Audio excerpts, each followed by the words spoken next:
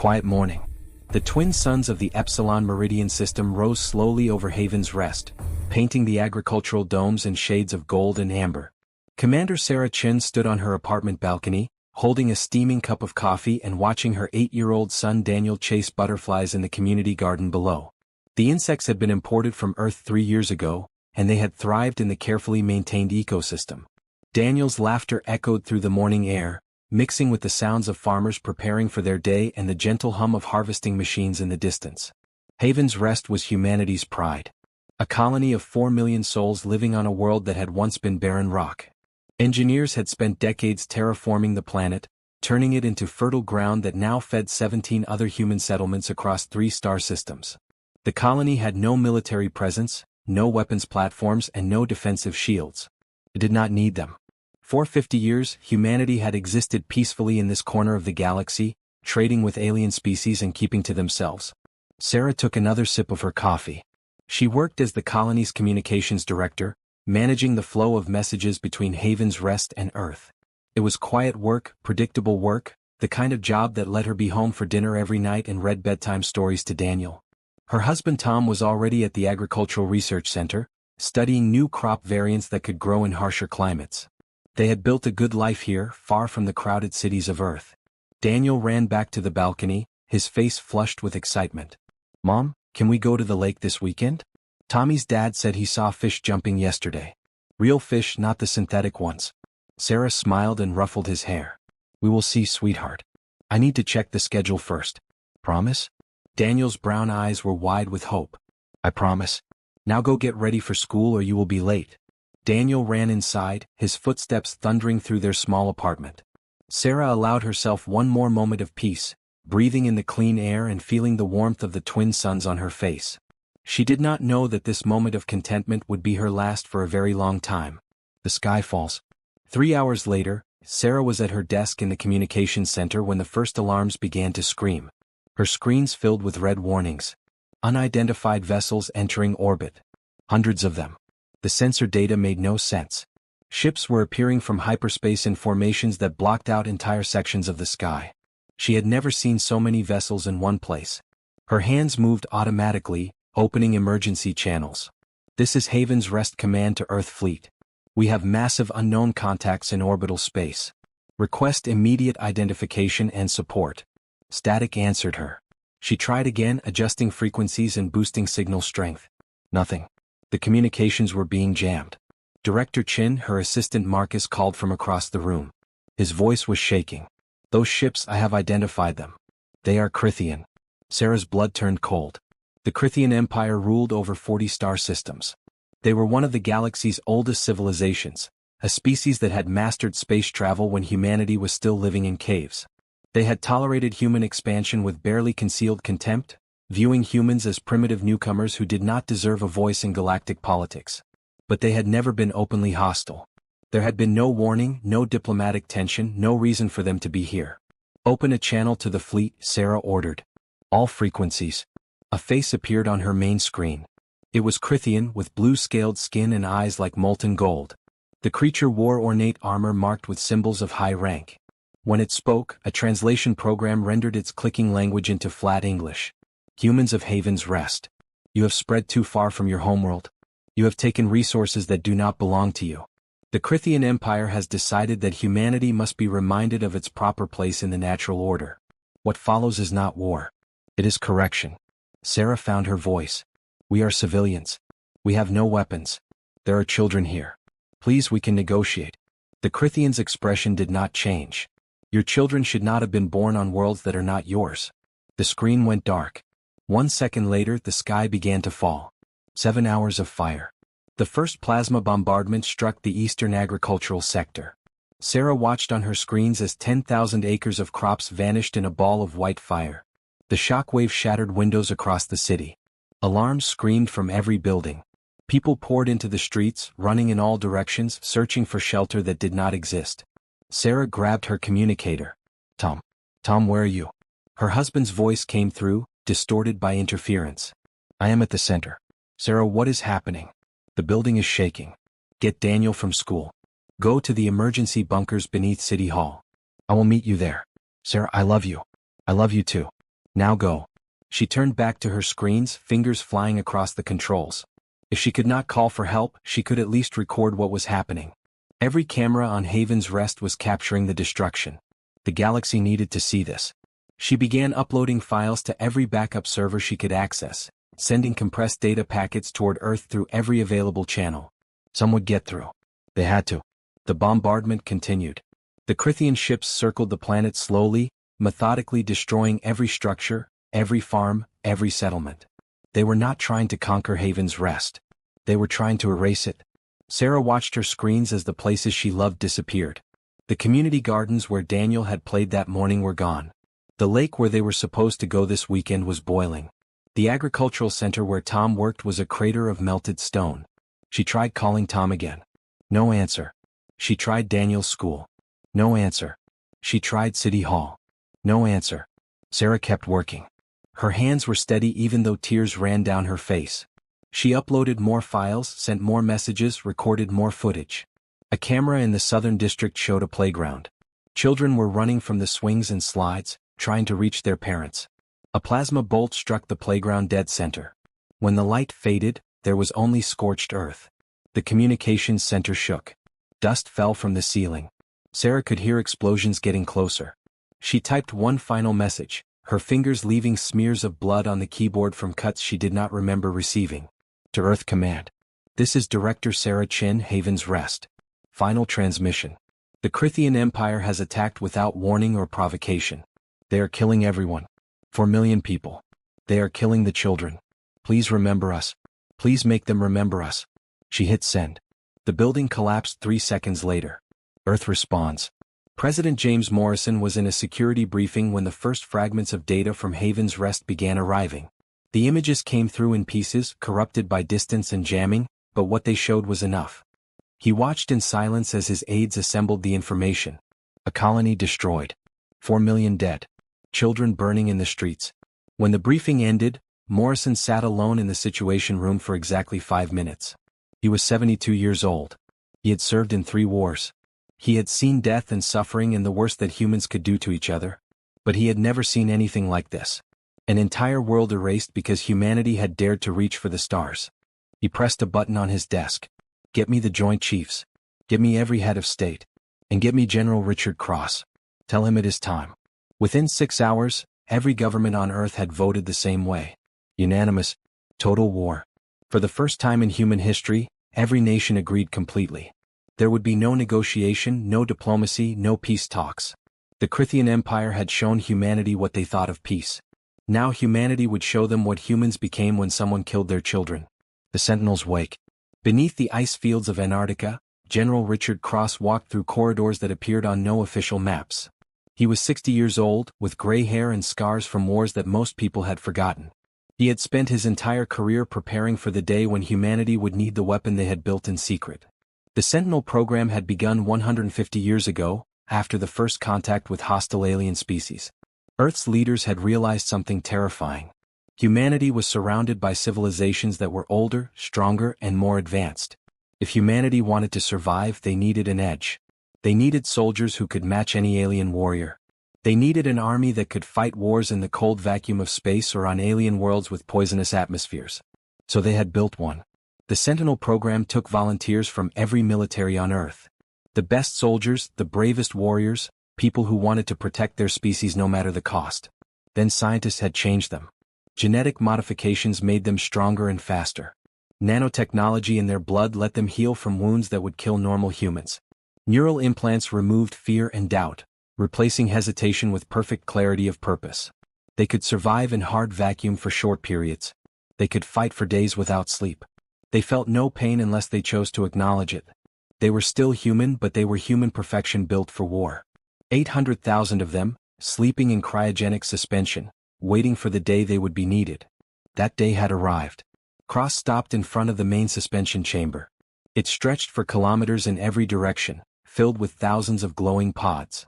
Each pod contained a sleeping soldier. Each soldier had volunteered knowing they might never wake up, knowing they might sleep for centuries while the world changed around them. Dr. Elena Vasquez was waiting for him. She was the lead scientist on the project, a woman who had helped design the enhancements that made Sentinels possible. She looked exhausted. Activating the Sentinels was not a simple process. It took time to bring their bodies back online, to restart all the enhanced systems, to wake minds that had been dormant for years. Are they ready? Cross asked. The first divisions are waking now. Full activation will take 48 hours. Elena hesitated. General, once we do this, there is no going back. The Sentinels were designed for one purpose. Total warfare. They do not negotiate. They do not surrender. They will fight until every enemy is destroyed or they themselves are dead. Cross looked at the suspension pods. Somewhere in there was his own son, a young soldier named Michael who had volunteered for the program 20 years ago. Cross had not seen him since the day he went into suspension. The Krythians killed 4 million of our people, Cross said quietly. They burned children alive and called it correction. The galaxy needs to learn what happens when you hurt humanity. The Sentinels are the teachers. Elena nodded slowly. She walked to the control panel and entered the activation codes. Throughout the vast chamber, lights began to glow brighter. Pods started to open with soft hissing sounds. One by one, the Sentinels began to wake. In pod 7412, Sentinel Marcus Wade opened his eyes. The last thing he remembered was entering suspension 5 years ago. He remembered the scientists explaining what they would do to him. He remembered saying goodbye to his sister. He remembered the moment when the drugs pulled him down into darkness. Now he was awake. Information flooded his enhanced mind. Status reports from his augmented body. Tactical data about the current situation. Mission parameters. As he sat up in his pod, Marcus processed everything in seconds. A human colony destroyed. 4 million dead. The enemy was the Krythian Empire. Around him, thousands of other Sentinels were waking. They climbed out of their pods in perfect silence. No confusion, no disorientation. Their enhanced minds adapted instantly. They moved to the armory stations and began equipping themselves with weapons designed specifically for them. Rifles that could punch through starship armor. Blade weapons made from materials that could cut through alien exoskeletons. Armor that could seal itself in vacuum. A voice came through the speakers. President Morrison's voice. Sentinels. You were created to be humanity's shield and sword. You volunteered to become weapons so that others would not have to. The time has come. The Krythian Empire has declared war on humanity by murdering our people without mercy. They think we are weak. They think we will bow to them. Marcus checked his rifle. Around him, his fellow Sentinels did the same. They moved with mechanical precision, every action perfectly coordinated. You are going to show them the truth, Morrison continued. You are going to show them what humans become when someone hurts our children. You are the Sentinels of Earth. You are our answer to those who would destroy us. Go now and bring our wrath to those who earned it. 800,000 voices spoke as one, clear and cold and absolutely certain. We are the Sentinels. We remember the fallen. We bring the reckoning. The Krythian Empire had made a terrible mistake. They had killed human children and expected humanity to submit. They were about to learn that humanity had spent centuries preparing for this moment. They were about to meet soldiers who felt no fear, showed no mercy, and would not stop until every last enemy was destroyed. The galaxy's lesson was about to begin. The Black Fleet moves. Admiral Catherine Wells stood on the bridge of the UNS Retribution and watched the largest fleet in human history assemble around her. 2,000 warships had emerged from hiding places across the solar system. They had been built in secret over decades, constructed in asteroid shipyards and hidden moon bases that the galaxy never knew existed. Each ship was painted black as deep space, designed to be invisible until the moment they struck. Catherine was 55 years old. She had lost her brother on Haven's Rest. He had been a teacher there, working with children in the colony's primary school. His name was David, and he had sent her a message every week, telling her about his students and their progress. The last message had arrived 2 days before the attack. In it, David had talked about a little girl named Emma who had finally learned to read. He had been so proud. Now David was Ash. Emma was Ash. 4 million people were Ash, and the Krythians had broadcast their justification across every frequency in the galaxy. They called it correction. They called it education. They expected humanity to bow and beg for mercy. Catherine touched the small photograph she kept in her uniform pocket. David and his students smiling at the camera. She would carry that photograph into battle. She would make sure the Krythians saw it before they died. All ships reporting ready, Admiral, her tactical officer announced. The Sentinel transports are in formation. We can jump on your command. Catherine nodded slowly. She opened a fleet-wide channel. Her face appeared on 2,000 bridges simultaneously. Officers stood at attention. Soldiers stopped their preparations. Everyone listened. "I will not waste your time with speeches about duty or honor," Catherine said. Her voice was calm, but it carried weight that made even veteran commanders stand straighter. "You all know why we are here. You have all seen the recordings from Haven's Rest. You have all heard the screams of our people as they died. Some of you lost family. Some lost friends. All of us lost something when the Krythians decided to teach humanity a lesson." She paused, letting the silence grow heavy. "Now we are going to teach them something in return. We are going to show the galaxy what happens when you murder human children. We are going to show them that humanity does not bow. We do not beg. We do not forget." Her expression hardened. "The Krythians have ruled this region of space for 10,000 years. They have never lost a war. They believe they cannot lose. They are about to learn how wrong they are. All ships jump on my mark. Target is the Krythian military staging world of Varantis. We jump in 3, 2, 1 mark." Space twisted. Reality bent. The entire fleet vanished from Earth's solar system and reappeared 300 light-years away, emerging from hyperspace in perfect formation above a Krythian military world. First blood. Sentinel Marcus Wade stood in the assault bay of his transport ship with 400 other Sentinels. They wore heavy armor that was sealed against vacuum. They carried weapons that could shred through starship bulkheads. They waited in absolute silence, minds clear and focused on the mission ahead. Marcus was 32 years old when he had volunteered for the Sentinel program. He had been a Marine specializing in zero-gravity combat. The scientists had enhanced everything about him. His bones were reinforced with carbon fiber weave. His muscles were augmented with synthetic fibers that never tired. His blood contained nanomachines that could seal wounds in seconds and filter out toxins. His brain had been modified to process information faster and eliminate the fear response that made normal soldiers hesitate. He could feel the enhancements working inside him now. His heart beat slow and steady. His breathing was perfectly controlled. He felt no anxiety about the coming battle, no doubt about what they were going to do. The modifications had not made him a robot. He still had his memories, his personality, his sense of self. But they had stripped away everything that would make him less than perfectly effective in combat. "Attention all Sentinels," a voice came through their neural implants. "We are approaching the target. Varantis is a Krythian fortress world with a population of 20 million, all military personnel. Intelligence indicates 300 warships in orbit and extensive ground defenses. Our mission is simple. Disable all defensive systems and eliminate all military targets. Rules of engagement are weapons-free. The Krythians showed our people no mercy. We will return that lesson exactly as they delivered it." Marcus checked his rifle one final time. Around him the other Sentinels did the same. Their movements were synchronized, almost mechanical in their precision. They had trained together in simulations for years before going into suspension. Now they moved as a single organism, each soldier knowing exactly what every other soldier would do. 30 seconds to drop, the pilot announced. The assault bay doors opened. Space yawned below them, filled with the flashes of weapons fire as the human fleet engaged the Krythian orbital defenses. Marcus could see Krythian warships breaking apart under concentrated bombardment. The human vessels were smaller than the Krythian dreadnoughts, but they moved faster and hit harder. They had been designed specifically to fight enemies with superior numbers and technology. "Drop in 3, 2, 1 go." Marcus jumped. 400 Sentinels dropped from the transport simultaneously, falling toward the planet below. They wore no parachutes. They did not need them. Their armor had built-in thrusters for maneuvering and kinetic dampeners to absorb the impact of landing. They fell through the atmosphere like meteors, their armor glowing with friction heat. Krythian defense systems opened fire. Plasma bolts and missiles filled the air, trying to shoot down the falling soldiers. Some Sentinels were hit and vanished in bursts of light. But most survived, using their thrusters to dodge and weave through the defensive fire. Marcus twisted his body, avoiding a plasma bolt by centimeters. His enhanced reflexes processed the trajectory calculations faster than any computer. The ground rushed up to meet him. Marcus fired his thrusters at the last second, slowing his descent just enough. He hit the surface of Varantis with an impact that would have killed a normal human.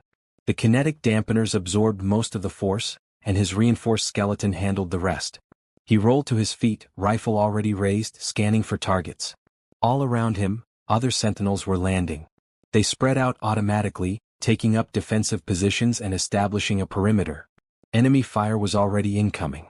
Krythian soldiers were rushing toward them, firing energy weapons and launching grenades. Marcus dropped to one knee and returned fire.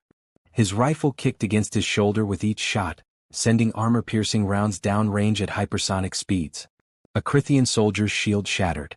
The next round went through its chest armor. The alien fell, its blue blood spreading across the ground. More targets. Marcus's neural implant fed him tactical data. Enemy positions, friendly locations, ammunition counts. He processed it all instantly. Advance on that bunker complex. Neutralize all hostiles. The Sentinels moved forward. They did not run wildly or charge recklessly. They advanced with disciplined precision, using cover and supporting each other with overlapping fields of fire. When one Sentinel needed to reload, two others provided covering fire. When an enemy position proved too strong, they flanked it from multiple directions. Krythian soldiers were brave and well-trained. They had fought in a dozen wars across the galaxy. But they had never faced anything like the Sentinels. Human soldiers who could shrug off wounds that should have been fatal. Warriors who felt no fear and never hesitated. An army that moved with perfect coordination and absolutely brutal efficiency. Marcus reached the bunker complex. The entrance was heavily fortified, with automated turrets and a reinforced door. He pulled a breaching charge from his belt and attached it to the door. "Stand clear," he transmitted to his squad. The charge detonated, blowing the door off its hinges.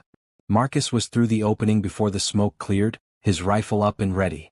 The interior was filled with Krythian soldiers scrambling for their weapons.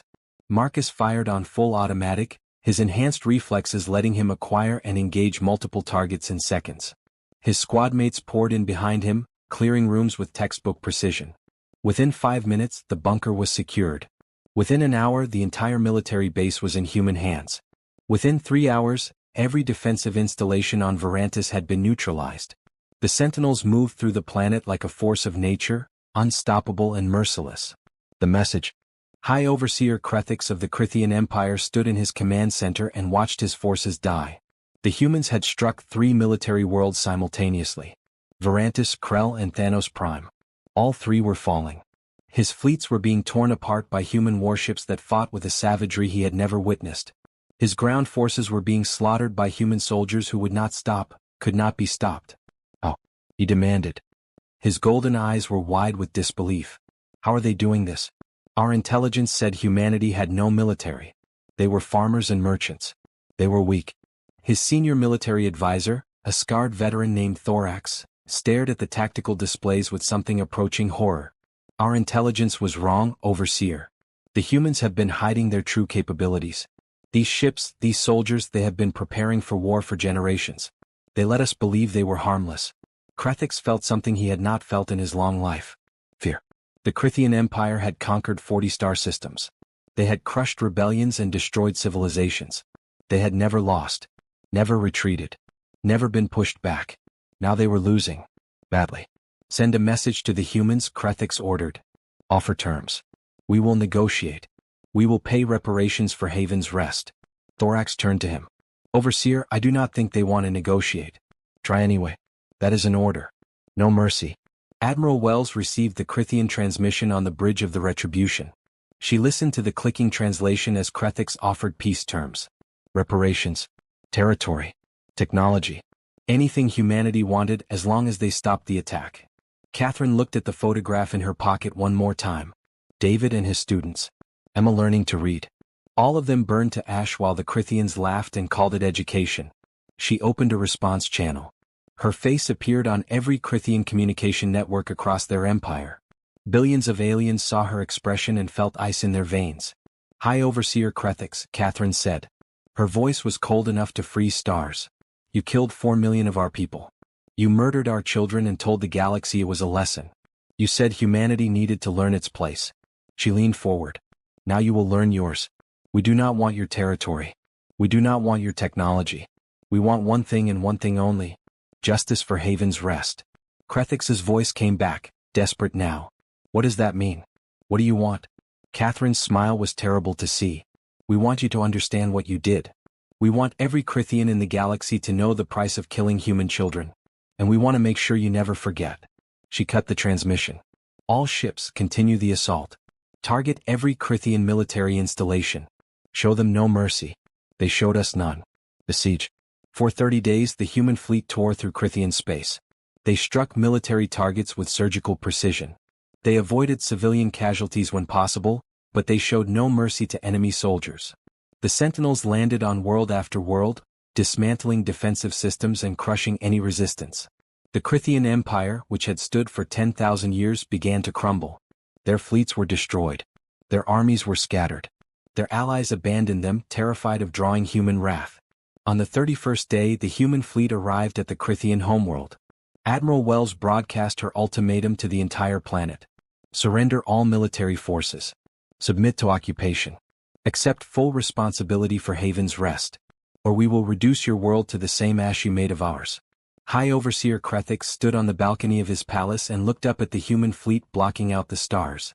He was old enough to remember when the Krythians had seemed invincible. Now he watched his empire die.